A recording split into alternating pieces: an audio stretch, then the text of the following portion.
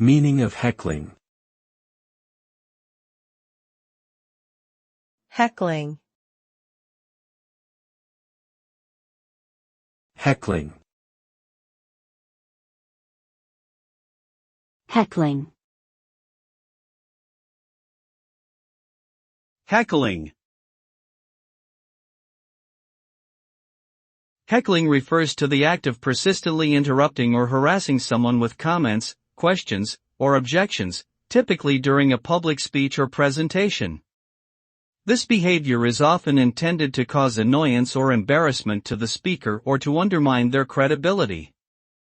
Heckling can also refer to the practice of teasing or taunting someone in a playful or aggressive manner. The term is commonly associated with politics, sports events, and stand-up comedy shows. Heckling can be seen as a form of free speech, but it can also be disruptive and disrespectful if taken too far.